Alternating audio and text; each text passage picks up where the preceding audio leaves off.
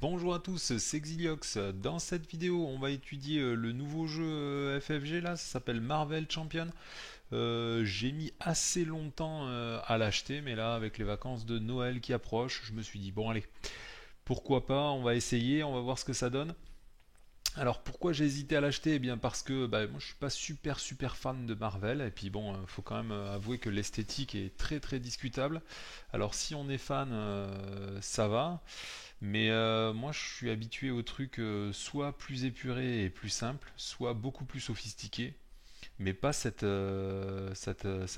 intermède là un petit peu. On est vraiment dans les années 70-80 quoi. Bon, si vous aimez les comics américains vieux en plus, hein, même pas récents, quoi, ça va. Mais là, c'est vraiment dur esthétiquement, quoi. Voilà, en plus, c'est même pas sur la dernière franchise qui est au cinéma, hein, c'est sur la franchise avant, celle qui est vendue en comics, hein, dans les buralistes. Donc c'est un petit peu compliqué. Alors j'ai ouvert la boîtière juste pour lire les règles. Hop, du coup, je vous épargne le défilmage toujours un peu compliqué. Donc à l'intérieur, on trouve deux manuels de règles. Le premier, un guide d'apprentissage pour débutants. Et le deuxième, le vrai guide avec les vraies règles, dans lequel vous trouvez toutes les informations pour faire des parties un peu plus experts, quoi. Donc ça, je l'ai pas lu, hein. Celui-là, je l'ai pas lu pour l'instant, puisque bon, moi, je me suis attardé juste à lire ça hier soir pour voir comment se jouait le jeu. Alors la première chose que j'ai à dire, c'est que bon, les couleurs sont très flash. Faut aimer, hein, ça fait un peu guide d'assemblage de Lego. J'ai pas trop aimé les explications parce qu'elles sont pas vraiment. Enfin, il n'y a pas d'exemple en fait. On vous dit ce qu'il faut faire pour la mise en place et ainsi de suite. Là, c'est que la mise en place, hein. Après, on vous donne l'explication de comment vont se passer le jeu. Mais il y a plein d'endroits en fait, il y a pas vraiment d'exemple. Donc bon, moi je m'en fous, hein, je joue au Seigneur des Anneaux, donc j'ai l'habitude de ce type de jeu, de ce type de mécanique, donc je vais comprendre. Mais visiblement le jeu il a l'air d'être fait pour être accessible à un plus grand nombre de joueurs que les Seigneurs des Anneaux, donc typiquement les adolescents et les joueurs un peu moins experts. Donc pour moi ça aurait nécessité des exemples carrément de phases de jeu ou je sais pas, parce qu'en plus il y en a des exemples, mais ça m'a. Même pour quelqu'un qui connaît bien la mécanique des jeux coop en solo comme ça de cartes de FFG, j'ai eu des doutes quoi. Et ce qui est pas normal quand on lit un guide d'apprentissage. Bon, après, je vais pas vous cacher que j'y suis vraiment allé à contre-cœur sur ce jeu, mais je vais en parler à la fin de la vidéo. On va continuer à regarder le matériel. Donc ici, moi, la partie qui m'intéressait, c'était vraiment les trois dernières pages, quoi. C'était le contenu de la boîte où on explique les différentes cartes, quoi, qu'on va trouver dans cette boîte. Et surtout, c'est la façon dont on va créer les decks qui m'intéresse. Donc bon, là on vous présente des decks de démarrage si vous ne voulez pas vous embêter à fabriquer des decks, parce que c'est pas votre délire. Donc ils ont préparé des decks pour vous. Et surtout, ce qui est intéressant, c'est voilà, c'est les deux dernières pages, quoi, où on vous explique comment fabriquer son propre deck et comment moduler la difficulté comment ça s'appelle, les scénarios. C'est ça, c'est les scénarios que ça s'appelle dans ce jeu. Les scénarios que vous allez affronter, vous pouvez modifier leur difficulté en rajoutant des cartes et ainsi de suite. Il y a plusieurs types de cartes à rajouter dans le deck. Là, hop, je l'ai juste là. Voilà, donc de base, en fait, quand on va vouloir créer un scénario, on va choisir un méchant, on prend les cartes, enfin la carte manigance principale du méchant, le deck de rencontre fixe du méchant. Après, on va mettre des cartes standards. Si jamais on veut jouer en expert, on rajoutera un petit paquet de cartes en plus qui va augmenter la difficulté, mais c'est bien en plus. Et enfin, dans une dernière partie, on va rajouter ce qu'ils appellent les sets de rencontres modulaires. Il y en a 5 pour l'instant, il y en aura certainement plus après, qui vont donner différents thèmes aux monstres que vous allez affronter. Voilà.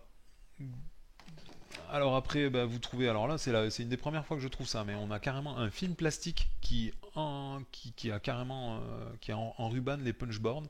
Donc c'est cool parce que ça évite que quand vous ouvrez, il y ait déjà des pions qui se soient barrés un petit peu partout. Mais ouais, là déjà, on voit exactement ce que je reproche au jeu. Vous voyez le thème, la couleur du jeu, quoi. Vous voyez à quel point c'est cartoon, quoi. Enfin, c'est pas cartoon, justement. Vous me direz, bah, c'est comics, quoi.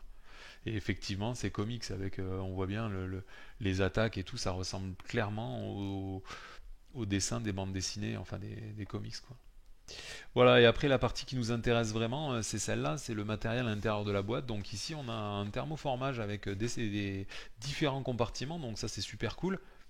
Mais il y a un truc qui m'a un peu échappé, c'est que j'ai pas trouvé les intercalaires qui vont dans les différents crans ici, qui visiblement vont nous servir à séparer les cartes.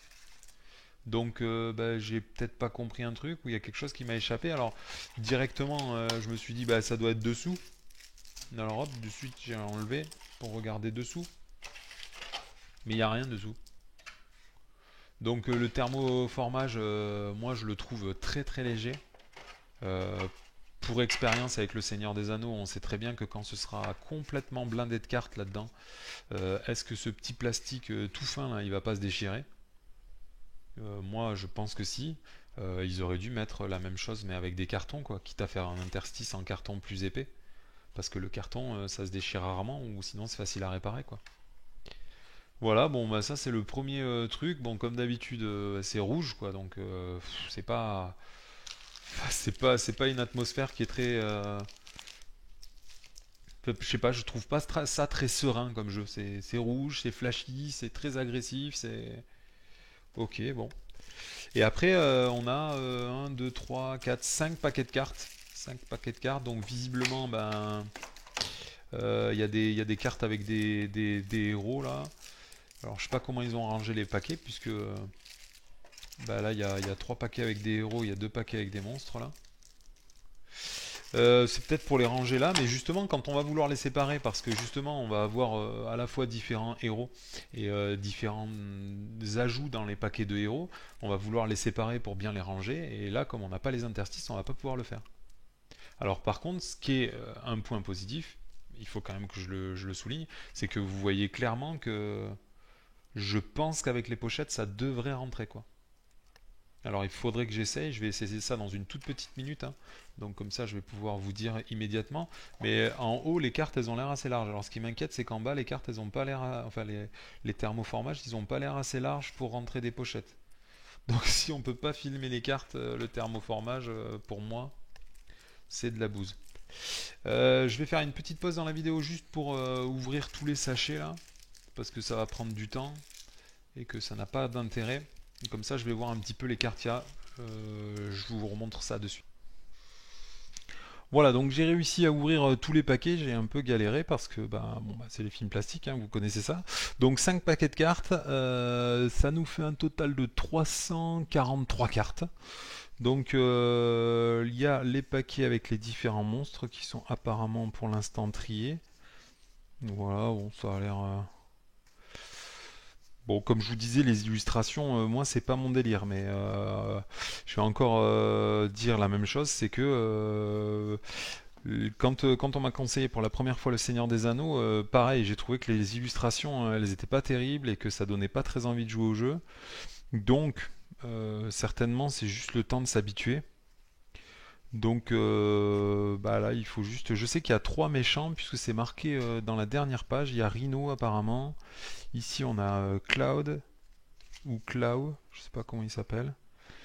Je sais pas grâce à quoi on peut remarquer de quel set ça fait partie. Là, il y a marqué les Maîtres du Mal, donc ça, je pense que ça doit être un nouveau set. C'est marqué ici à chaque fois dans la partie noire des cartes. Ça, c'est les Maîtres du Mal. Et là, du coup, j'ai dû en rater un alors. Ah non, Rhino, il a 21 cartes. Ah non, il y a un set ici. Rhino, ok.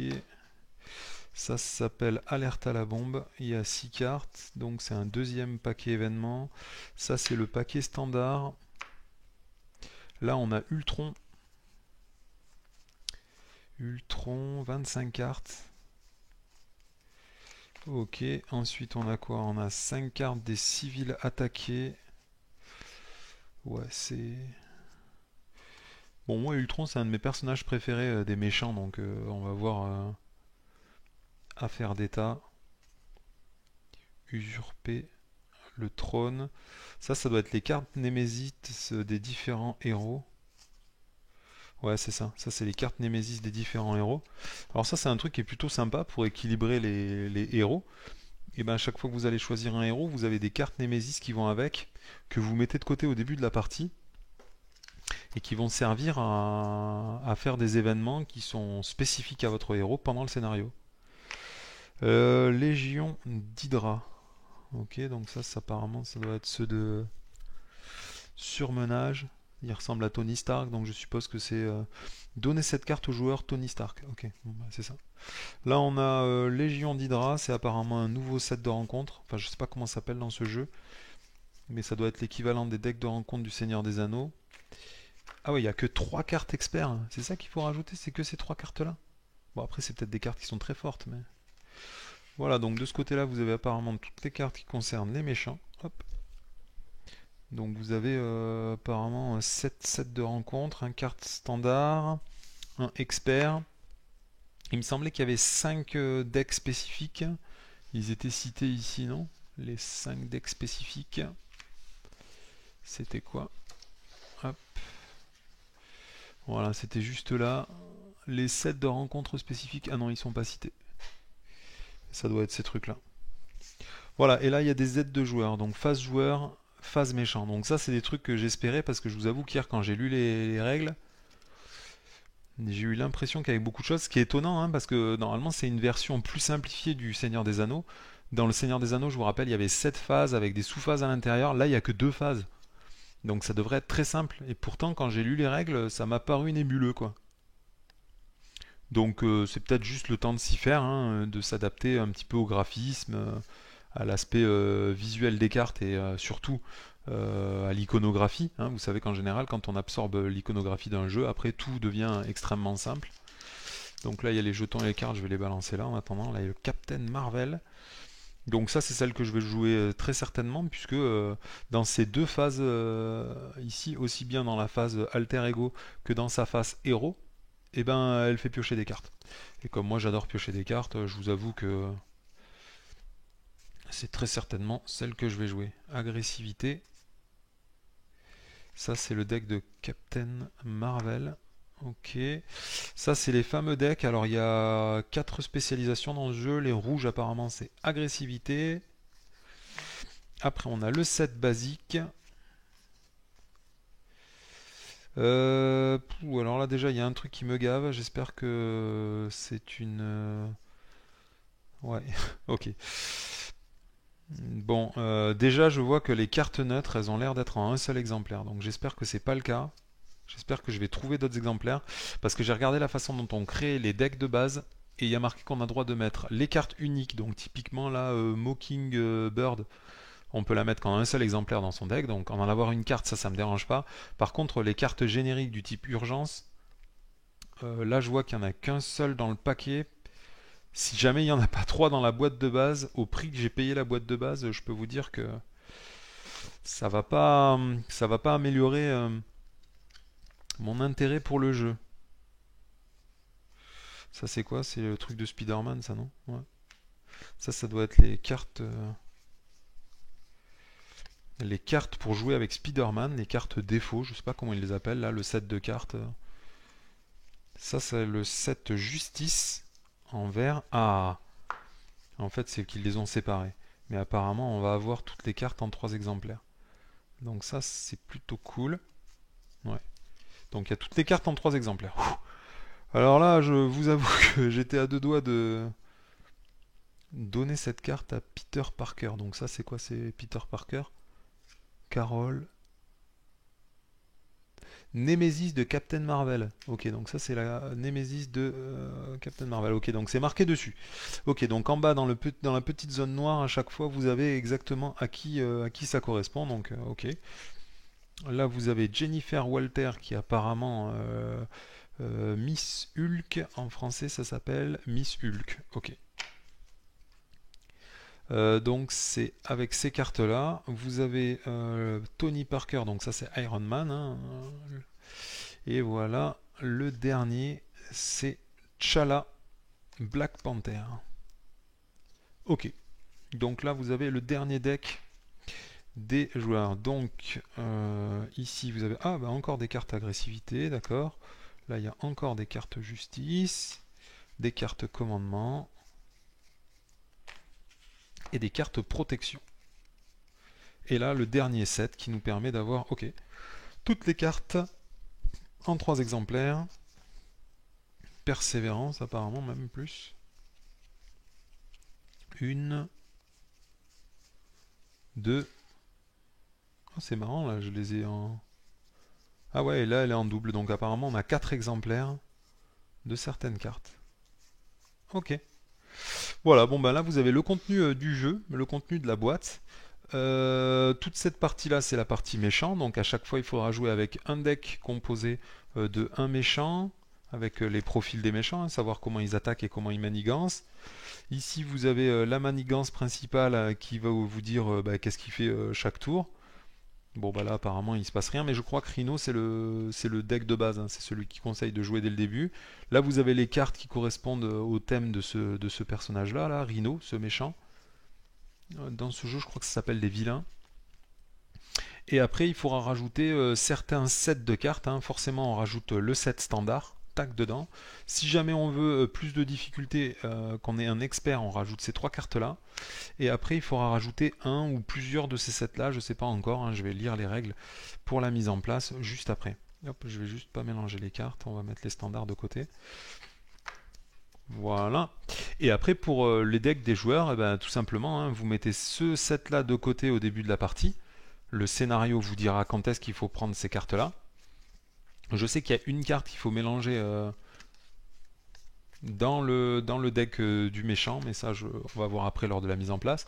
Vous, ce qui suffit, c'est juste vous prenez un deck de votre héros, vous mélangez un set avec un de ces 4 sets là qui est la spécialité, et vous rajoutez des cartes neutres autant que vous voulez, sachant que dans ce jeu il faut que les decks ils aillent de 40 à 50 cartes. Voilà, juste je vais vérifier, est-ce que les cartes des héros sont présents en plusieurs exemplaires. Donc là, le Wakanda Forever, il est présent en 5 exemplaires. Le Vibranium en 3 exemplaires. Ou par contre, chaque équipement est présent en un seul exemplaire. D'accord, ok. Soutien, alter ego, ok. Donc ça, je sais pas si on a droit de mettre ces cartes-là en 3 exemplaires. Il y a marqué que on peut mettre chaque carte. Alors ça, je sais pas. Hein. Faudrait voir qu'est-ce qu'il y a marqué pour les règles de personnalisation des decks. Un joueur doit choisir exactement une entité alter ego. Le deck du joueur est composé de 40 à 50 cartes. Le deck du joueur doit inclure chacune des cartes spécifiques à la carte identité qu'il a choisie. Le nombre d'exemplaires des cartes spécifiques ne peut pas être modifié. Donc on est obligé, par exemple, quand vous jouez Black Panther, vous êtes obligé de jouer ces 15 cartes-là. 1, 2, 3, 4, 5, 6, 7, 8, 9, 10, 11, 12, 13, 14, 15. Vous êtes obligé de jouer ces 15 cartes-là, ok. Voilà, et après vous rajoutez ces cartes-là comme vous voulez. La subtilité par rapport au Seigneur des Anneaux, c'est que dès que vous avez un personnage unique, vous n'avez le droit de le mettre qu'en un seul exemplaire dans votre deck. On aurait peut-être pu vouloir en mettre plusieurs exemplaires tout simplement pour les piocher plus vite. Et puis en plus, dans ce jeu, les alliés, ils vont mourir dans la partie tout seuls au fur et à mesure que vous les utilisez. En fait, ils perdent des points de vie et ils finissent par mourir et disparaître du jeu. Donc c'est vrai qu'on a tendance à vouloir en mettre plus, mais dans ce jeu, c'est interdit. Voilà, la dernière chose qu'il faut que je vérifie, c'est mettre une pochette standard FFG sur une carte. On voit que ça passe. Par contre, est-ce que ça va rentrer dans la boîte ? Ça, c'est la vraie question. Et ça a vraiment pas l'air de très très bien rentrer. Du coup, ouais. Bon, je verrai quand j'aurai des paquets de 60 cartes, mais là, on voit que le bas des plastiques force sur le revêtement du thermomoulage. Donc, est-ce que quand on va avoir des paquets de 60 cartes, ça va pas nous abîmer les rebords des pochettes? Je ne sais pas. Je ne sais pas, je ne sais pas. Bien, qu'est-ce que je pense de cette boîte? Alors déjà, il faut savoir que cette boîte, elle coûte 60 euros. 60 euros. Le matériel, il est vraiment pas... Enfin, c'est pas exceptionnel, quoi. C'est juste 2 punchboards et 350 cartes. Enfin, il y a des petites cartes là en bonus, mais c'est pas grand chose quoi. Le thermomoulage, comme je vous l'ai dit, n'est pas de très bonne qualité. Le seul truc qui est intéressant, c'est que la boîte est rigide et ultra solide. Donc on sent qu'on peut, avec la boîte, faire du super truc. Par contre, avec ça, à mon avis, ça va soit se péter très vite, soit on pourra peut-être même pas ranger les pochettes dedans. Donc pour moi, ça semble être de la bouse, bien que la boîte soit de très bonne qualité. Après, les deux manuels de règles, déjà, ils sont entièrement en couleur, ils sont relativement denses. Dans le manuel apparemment de guide de référence là pour les experts, bah il y a très peu d'exemples, voire pas du tout. Donc bah si il y a des exemples dans la dernière. Ah oui, il y a les appendices à la fin pour donner des exemples. Ok. Mais bon, moi je trouve qu'il n'y a pas assez d'exemples dans les. Je trouve qu'il n'y a pas assez d'exemples dans les guides. Je sais pas pourquoi vous dire. Hein, c'est. On le voit qu'il y a des exemples, mais je vous dis, en lisant les règles hier, il y a des trucs que j'ai pas. C'est pas que j'ai pas compris, c'est que j'ai eu la sensation que c'était louche ou flou. Voilà. C'est flou louche quoi. Ouais. Voilà donc tout ça pour 60 euros. Quand on voit ce qu'on peut acheter pour 60 euros comme jeu de société actuellement, c'est vrai que ça surprend, c'est que des cartes. Hein. C'est que des cartes. Alors les cartes sont de bonne qualité, hein, contrairement à d'autres jeux où effectivement on voit que c'est bien découpé, c'est bien glacé, ça va. Mais bon, 300 cartes à 60 euros, c'est un peu abusé quoi, non? Moi je trouve ça abusé quoi. Voilà, donc le matériel est de bonne qualité, par contre je trouve ça cher quoi.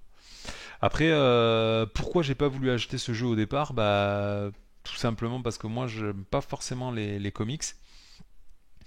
Le thème ne me plaît pas énormément, et puis le design des cartes, bah, j'ai un peu de mal, je vous avoue, pour l'instant, tant que mon œil ne s'y est pas habitué, ça fait vraiment dessin animé, ça fait pas sérieux, là c'est un peu guignolesque, vous voyez là, la plante en forme de cœur. Alors il y a des dessins qui sont très jolis, par exemple ce combat rituel, je le trouve très joli. Mais du coup, il n'y a pas une thématique globale. Celui-là, il est très moche et celui-là, il est plutôt joli. Mm. Bon, c'est peut-être les qualités de dessinateur. On a vécu ça dans d'autres jeux, hein, forcément. Dès que vous avez une Magali Villeneuve de suite, c'est trop beau. Mais bon, Magali Villeneuve, apparemment, vu la thématique globale des cartes, je pense pas qu'elle participe à ce genre de jeu. Bien qu'il y en a deux trois qui sont assez jolis là, force de où on voit Hulk tout énervé avec des beaux trucs de lumière. Vous voyez, c'est ce que je reprochais, c'est du là c'est du comics plutôt récent quoi, avec des effets de lumière travaillés par ordinateur. Et puis derrière, vous avez des cartes qui datent clairement des années 80 ou 70 quoi. Donc ça rend la thématique et la cohérence globale du jeu au niveau graphique quoi. Difficile à lire quoi. Bon, le Nick Fury il est joli mais je sais pas, moi je trouve qu'il manque un thème, une cohérence graphique globale, quoi. Donc il y a un problème à ce niveau-là, quoi. Après, il y a pas mal de points forts dans le jeu, hein, c'est ce qui m'a quand même décidé à l'acheter. C'est que, bon, ben, certes, c'est un jeu qui est moins intéressant au niveau mécanique que le Seigneur des Anneaux, qui va être moins intéressant dans la construction des decks, puisque ben, il y a plein de cartes. Dès que vous choisissez une couleur, ben, vous n'avez plus accès aux autres couleurs. Donc tout ça, c'est problématique au niveau de la construction du deck avant la partie. Par contre, ce qui est intéressant, c'est que du coup, comme c'est beaucoup plus simple à fabriquer, bah, c'est à portée de plus grand nombre de joueurs. Donc si jamais vous avez affaire à une communauté de joueurs qui n'est pas expert, ou tout simplement à des adolescents, moi je pense toujours à mes neveux, mes nièces ou mes propres enfants, quand ils voudront se mettre au jeu de création de decks ou les decks de deck building, les jeux de deck building, pardon, c'est super intéressant que le jeu ne soit pas trop compliqué pour que bah, ils puissent jouer, y compris tout seul. C'est quoi ne pas ouvrir? Ne pas ouvrir avant d'être prêt à jouer votre première partie. Ah, ok. Parce que je me disais, ces deux cartes elles sont particulièrement moches, quoi. Et en fait, c'est des trucs de création pour débutants, je pense. Bon, on verra ça après. Voilà, après, déjà, donc, moi, ce qui constitue à la fois un inconvénient et un avantage, c'est que ce jeu, il est moins intéressant, moins complexe et moins riche que le Seigneur des Anneaux. Donc, c'est à la fois un inconvénient pour les joueurs experts qui cherchent de la complexité, à la fois un avantage puisque ça mettra le jeu à la portée de beaucoup plus de joueurs. Et bon, après, on ne sait pas comment va évoluer le jeu, hein. Certainement, il y aura beaucoup de richesses, on va avoir plein de cartes différentes, et du coup, pour construire nos decks, eh ben, en agressivité, on aura le choix entre 300 cartes, et du coup, on aura assez. Mais moi, j'ai peur que bah, il n'y ait pas assez. Il y ait pas assez. Vous voyez, là, par exemple, bon, je survole les cartes agressivité. Et je vais reprocher exactement pareil qu'au Seigneur des Anneaux, c'est que les cartes, on est censé avoir le droit de les jouer 3 fois, et déjà, poursuivons-les, bah, je l'ai qu'en un exemplaire. Donc cette carte, si elle est à chier, on s'en fout, hein, ça fera une carte pourrie. Mais si jamais par contre elle est trop bien, bah, moi je l'ai qu'une fois.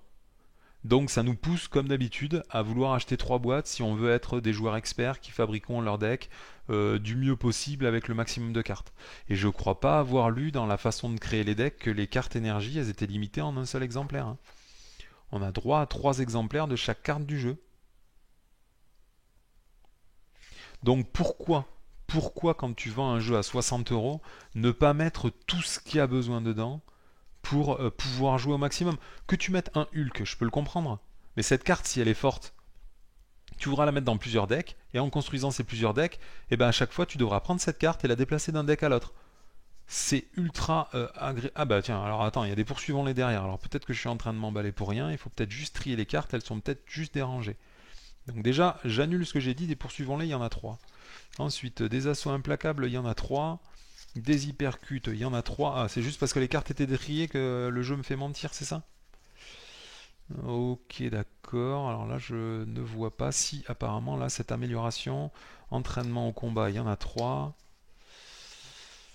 Des équipes tactiques, il y en a 3. Et des pouvoirs de l'agressivité, il y en a 2. Et il y a marqué maximum 2 par deck. Donc, l'honneur est sauf. J'annule tout ce que je viens de dire, c'était ma crainte principale en ouvrant cette boîte. C'est le principe du Open the Box, hein, je ne peux pas savoir exactement ce qu'il y a à l'avance dedans.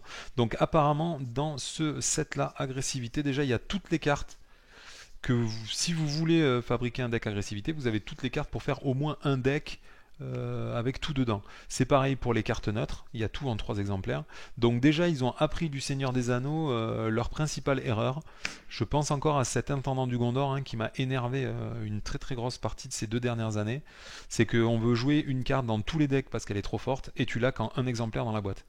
Donc du coup comment tu fais quoi? T'es obligé d'acheter 2 ou 3 boîtes. Et quand la boîte elle vaut 60 euros et que tu peux même pas ranger les cartes parce qu'il n'y a pas les intercalaires et que les thermomoulages sont pourris, et ben le dérangement à 60 euros, ça fait un peu mal Enfin, ça fait mal. Voilà, donc premier souci élagué, c'est que apparemment il y a toutes les cartes pour fabriquer des decks, donc ça c'est cool. Moi, les points forts qui m'ont attiré vers ce jeu, ça a été la fluidité des règles, puisque apparemment il n'y a que 2 phases, et donc ça va tourner assez rapidement. C'est un Seigneur des Anneaux en ça a l'air plutôt plus simple, donc ça veut dire que ce sera tout plus fluide et pour expliquer à des joueurs ce sera plus rapide, donc ça c'est cool. Il y a une mécanique de gestion en ressources qui fait que tous les tours vous allez refaire votre main, donc ça c'est un truc que moi j'adore.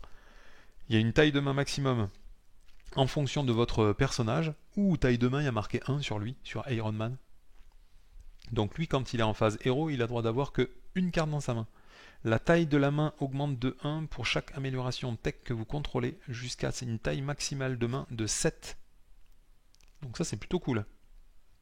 Et en plus il y a une mécanique de pioche intégrée sur sa phase alter ego. Futuriste, regardez les 3 cartes du dessus de votre deck, ajoutez une carte à votre main et défaussez les autres. Ok, bah ça c'est fort aussi parce que la pioche sélective ça vous permet d'épurer votre deck et d'aller chercher les cartes qu'il vous faut. Donc première mécanique que j'aime énormément dans ce jeu, apparemment on pioche beaucoup. Et en plus dans ce jeu il n'y a jamais de carte morte puisque toutes les cartes en bas à gauche ont une valeur de ressources en fait, et vous allez pouvoir utiliser ces ressources pour invoquer les cartes, c'est la valeur que vous avez en haut à gauche. Donc tous les tours, si vous voulez, vous pouvez utiliser toutes les cartes de votre main, et donc tous les tours, vous pouvez piocher beaucoup de cartes. Et moi, vous le savez, j'adore piocher beaucoup de cartes. C'est essentiellement la raison qui m'a fait acheter ce jeu, c'est qu'apparemment on peut piocher énormément de cartes. Donc ça va forcément nous donner une richesse mécanique, parce que ça va limiter le côté aléatoire du jeu. Donc, je voulais au moins acheter cette boîte, ne serait-ce que pour tester ce truc-là. Et comme ils veulent détruire le Seigneur des Anneaux pour lancer ce jeu, ils vont forcément en faire un jeu avec des mécaniques intéressantes et une fluidité très importante, quoi. Donc ça c'est un truc qui me plaît déjà. Deuxième truc qui me plaît aussi beaucoup, c'est le modèle économique. Parce que le modèle économique, il semblerait que au fur et à mesure, on va avoir des paquets un peu comme dans le Seigneur des Anneaux, là, genre tous les mois ou tous les 2 mois, on va avoir un paquet dans lequel à chaque fois on aura un nouveau héros prêtes à jouer avec des cartes d'un des 4 sets certainement et des cartes neutres. Donc du coup on va augmenter la richesse de ce qu'on va pouvoir avoir comme carte pour fabriquer nos decks, tout en ayant au fur et à mesure des nouveaux héros. Et surtout ce qui est intéressant, contrairement à d'autres jeux évolutif quoi, c'est que si vous voulez jouer par exemple T'Challa là, le Black Panther, vous serez pas obligé d'acheter 60 paquets différentes cartes pour avoir le meilleur deck. Vous pourrez directement le jouer un soir, vous rencontrez vos potes, vous voulez jouer avec par exemple, je sais pas moi, le Seigneur des Avengers là, comment il s'appelle lui là, le bleu là. C'est pas Captain America lui? Bon, bah, vous voulez jouer Captain America parce que c'est votre héros préféré, hop, le soir vous achetez Captain America et vous rejoignez un mec qui a son Marvel Champion, vous pouvez jouer avec lui, ça vous a coûté 20 € quoi. Et vous pouvez commencer le jeu par la petite porte en quelque sorte. Voilà, donc bah écoutez, je vais passer à la mise en place de suite. Donc bah, je vous invite à suivre la vidéo suivante. Si vous voulez voir qu'est-ce qu'on nous propose pour commencer cette première partie, tout est proposé directement dans le guide des références. Donc bah, on va faire ça de suite. Donc deuxième partie de cette initiation à Marvel Champion, c'est la mise en place d'un scénario. Donc pour la première partie, vous voyez, on a toutes ces cartes, on ne sait pas exactement quoi faire, ça a l'air d'être le bordel. Moi j'ai lu les règles, j'ai pas tout compris, mais comme les trois quarts des jeux, en général, on comprend dès qu'on a les cartes dans la main, ça devient tout plus fluide. Et le problème, c'est que comme je voulais garder les cartes sous film plastique bah, pour le découvrir avec vous et pour vous montrer le contenu de la boîte, hein, pour ceux qui hésitent comme moi à acheter ce jeu, eh ben, je savais pas ce qu'il y avait dedans. Donc quand on lit les règles et qu'on n'a pas les cartes sous les yeux, c'est difficile à comprendre. Donc là, dès la page, non, c'est pas ce guide-là, c'est celui-là. Dès la page mise en place, c'est celle-là la carte mise en place. Ouais, c'est ça, la mise en place. C'est marqué en gros en haut à gauche. Donc on choisit un héros, là ils nous disent prenez Peter Parker, donc on prendra pas Peter Parker parce que bah, je déteste Spider-Man.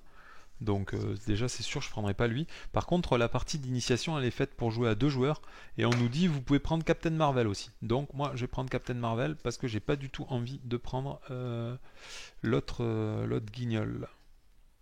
Voilà, donc qu'est-ce qu'on fait après? Chaque joueur choisit une carte identité et la place devant lui face alter ego. Voilà, ensuite déterminer les points de vie. Donc ça c'est avec le cadran, je le ferai juste avant de lancer la partie. Choisissez le premier joueur, donc ce sera moi. Mettez de côté les obligations. Donc ça c'est les fameuses cartes hein, obligations. Pour chaque héros en jeu, donc on met les 5 cartes obligations de Peter Parker. Non, ça c'est pas bon. Ça doit être celle-ci, les cartes obligations de la Captain Marvel. Donc urgence familiale. C'est marrant parce qu'elles sont toutes à dos jaune. Donc Ion Rogue, Psycho Manitron, Manipulateur Cri, Trahison de Ion Rogue. Donc toutes ces cartes là il faut les mettre de côté. Celle-là aussi. Hop. Ensuite, qu'est-ce qu'on fait? Retirez la carte avis d'expulsion du deck Spider-Man et mettez-la de côté. Retirez la carte urgence familiale et mettez-la de côté. Très bien. Ensuite, 5. Mettre de côté le set Nemesis pour chaque héros. Carte Nemesis ne commence pas la partie en jeu, mais ne peuvent être mis en jeu par d'autres capacités. Ok. Retirez toutes les cartes Nemesis du deck Spider-Man et mettez-les de côté. Retirez toutes les cartes Nemesis du deck Captain Marvel et mettez-les de côté. Bon, bah, j'ai tout mis de côté. Mélangez le deck de joueurs. Chaque joueur mélange son deck, joueur, et le place à côté de son identité. Et qu'est-ce qu'on met dans les decks? Alors, le deck de Captain Marvel est constitué des cartes de Captain Marvel, donc c'est celle-là. Ok. Ainsi, les cartes agressivité en rouge, donc ce sera celle-ci. Et puis quoi d'autre?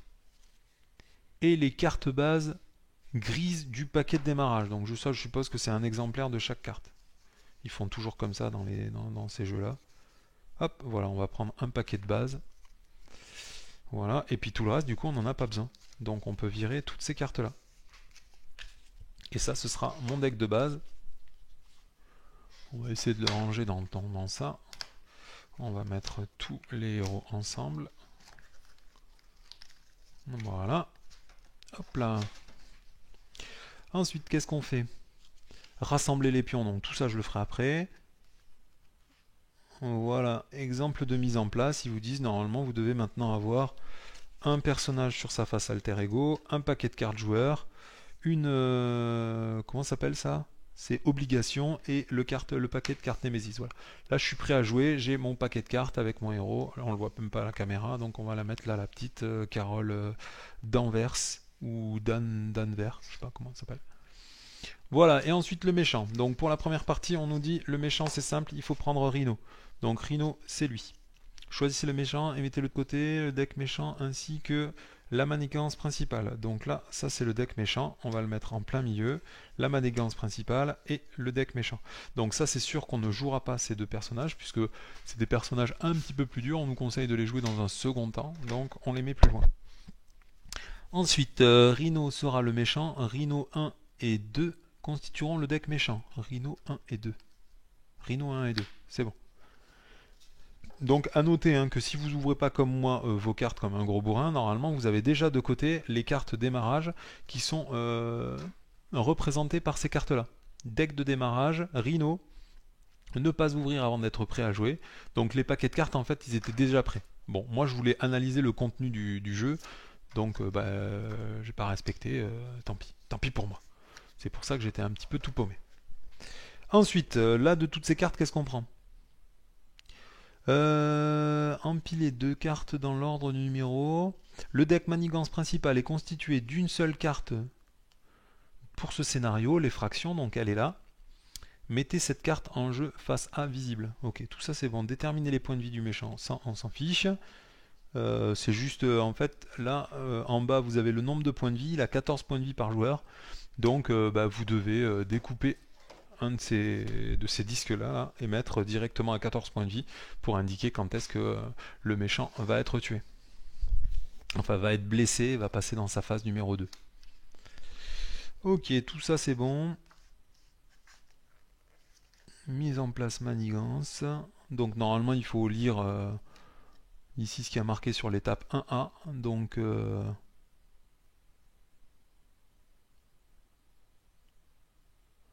il est recommandé de mettre alerte à la bombe, mais ça on nous dit directement ce qu'il faut mettre. Déterminer les points de vie, résoudre la mise en place, créer le deck rencontre. Alors le deck rencontre de Rhino, toutes les cartes de Rhino, toutes les cartes rencontre standard. Donc les standards, on a dit que c'était celle-ci. Cette carte standard et toutes les cartes alerte à la bombe. Alerte à la bombe, c'est celle-ci.